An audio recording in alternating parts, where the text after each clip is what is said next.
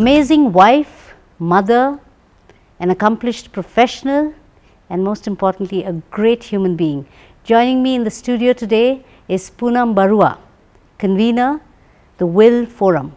Welcome, Poonam. Thank you, Aruna. Pleasure to be at Infosys all the time. Yeah. So, Poonam, we had a conversation last week, and what you told me just stuck in my mind. And you said, well, Aruna, today my life has just two main passions, work, and I said, oh my God. And then you said, work out. So tell me a little bit about Poonam Barua. You know, I think it's critical that the body and the mind keep pace with each other. And it is so articulate, it's so impressive these days that most of the people are tending to their mind in a very systematic, structured, and also relieving way. But what most of the people forget about is that as you grow older, or even when you're in your space as young people, the body has got a certain mathematics that you cannot escape. That mathematics has to do with your energy level. The body is all about energy. And you know, my ultimate goal in life, because I'm like a sort of a sci-fi fan, my ultimate goal in life is to convert myself into energy, because then I can be in every place all the time. I can get out there, inspire people all the time. So let me move then to the work that you've been leading, that has now become a life mission, that has all of corporate India sitting up and taking a really hard look. Tell me about the dream of the Will Forum, and I know that you are no longer going to call it the Will Forum, but the Balanced Leadership Forum, which is even more likable, and I think we have an audience of both men and women who will benefit from listening to your views on this. The Will Forum is a mission, and it's a mission to actually do three things that we set out to do in 2007, right here at Infosys, in November. And I don't think it's going to change for the next 100 years. We will leverage the talent pool of women, we will bring best practices for women in the workplace, and we will mentor women for leadership positions. But where is it taking us to? The Will Forum is not about women, it's about leadership. That's where I draw the distinction. So the idea was to redefine leadership, because the current leadership paradigm is not working. It's not working for corporate India, it's not working worldwide. And one of the key segments of that dimension is women. So if you have 500 million women, I'm an economist, give me the data always give me the data. You have 500 million women, half of them are below the age of 30, 250 million women below the age of 30.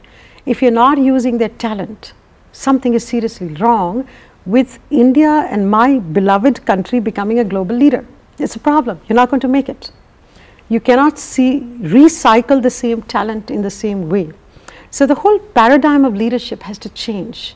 The world around us is changing, and the way we define leadership must change. So the Will Forum actually is more about leadership.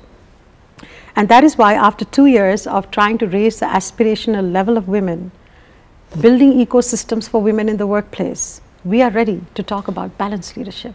Because until you first get the women involved, the balanced leadership is not complete. So the balanced leadership is the kind of new domain that I would like to take this to, where women have an equal voice in defining leadership. That is what is balanced leadership. Balanced leadership doesn't mean we must have equal men or women. Balanced leadership means there must be equal opportunity for the talents of everyone to shine. I think what is startling is the fact that you've actually provided around the number of women below the age of 30 available, and the kind of talent pool or the opportunity that is available, and how if we don't embrace this, we're not going to be able to make it. I think, however, this is a debate that has gone on, and it's another cliched debate in Indian boardrooms, corporate boardrooms, the world over. Let me remove Indian from it. Yes. So what really is happening? What's the action on the ground? The first thing we have to do is to stop talking. Yeah. Okay. The more you talk, the more you will recycle the stereotype. Everybody has to stop talking. We have spent 100 years talking. Now we have to stop. Because I honestly feel that we are recycling it. So one of the things we decided to do in the Will Forum is that we will not recycle stereotypes. We will not talk about work-life balance as a stereotype. We will begin to talk about the business case. How are you going to leverage the talent pool of women? What is the ecosystem you're going to do? What are the 50 best practices? So the Will Forum brought out the 50 best practices for women in the workplace. After we went through 300 women and said, what would you like to see in the workplace? It's not a matter of cutting and pasting something out of McKinsey. It's straight up from the ground. These are the 50 best practices they want to see in the workplace. Now you go and figure it out whether your company has got it or not, if you want to retain them in the workforce and you want them to feel respected. Or the Will Forum will get up and say, we would like to change that 5% decimal number on the board. We will not say there are 5% women. We all know that. We know there are 5% women directors. So what are we going to do about it? We launched the Women on Corporate Board series along with the World Bank. Today I'm on the World Bank Global Roundtable on Board Diversity in Washington, D.C. There are 50 countries. I'm the only Indian on, on that roundtable. And that's where I figured out that the World Bank has got this composite format in which you can actually ask women to apply as board directors. So today we've used the World Bank format, which they've allowed us to use, and I've got the KPMG Audit Committee as our evidence-based corporate disclosure partner. And between the two of them, we are able to run the Women on Corporate Board series. So today, after doing that for 1 year, 2010, in 2011, the Will Forum is ready with the roster of women who can now be put on boards. So when corporate India is not ready to even think about women on boards, we will give this to corporate India and say, now it's up to you. Now it's up to you. We have done our homework. Now it's up to you whether you see any fire in this women, and believe me, they look so fabulous that they will be irresistible. So the way you get out of this whole syndrome of talking too much is getting up and simply accomplishing so much, which is exactly the word I used right in the beginning, that you become compelling as a business case, because those who are, and the value that you're adding is so much that they will actually go out and look for you. Find the Will Forum. I need that value today. That's how you have to get it done. And you know, I think Mr. Narayanan Murthy had said to me very early in our very first meeting, in the evening when he sat with us, he said to me, you have to do research. And I took it to heart. In 2008, he says, you've got to produce evidence. And I know he didn't mean data. I know he didn't mean data. He says that there is this ongoing thing that women are not productive enough. So we had to do work on a report like differentiating style of women in leadership. It's enough to say that women are bringing teamwork, they are bringing collegiality, but I'm going to prove it by going through 600 women and men that we have surveyed through the Will KPMG survey. We have a report on differentiating style of women in leadership, which was brought out 2 years ago. Entirely because Mr. Murthy had told me, and I've taken it on my mind, keep producing information, knowledge, then you become irresistible. So today we've done about 8 reports. And every one of those reports is a front runner, which means it's not something you take and you put on your shelf. It's a handbook. It's a user's guide. We've got the Will User's Guide on mentoring women in the workplace with Deloitte as our knowledge partner. So what are we doing, Aruna? We are building tools. It's your toolkit. So it's not a matter of saying, how are you going to change it? I'm giving you the toolkit. Now I'm going to create the appetite for you to pick up the toolkit and start tinkering with your organization. That's the way you get it done. That's really amazing. So now I understood the combination of work and work out. Right. Just make it happen. Just make it happen. Make it happen. In whatever way. You know, I was a little worried when you used the term aspirational deficit. And clearly, you know, that there is some doubt in my mind, like, you know, while you're doing whatever you're doing, you're going out there, you're creating this space for women to stand up and shine, you're building the toolbox, are all your constituents with you? So there's a huge piece to address on enabling women to dream bigger than they are currently. What's happening with that? And it's the sad part of the story, that even when you begin to get this side up and running, which I'm not yet done, but I'm giving them the toolkit, the women seem to stay at the same level. And I don't think it's a question of bringing celebrities and celebrating celebrities, women as role models. They have to understand themselves that they have the power to shine.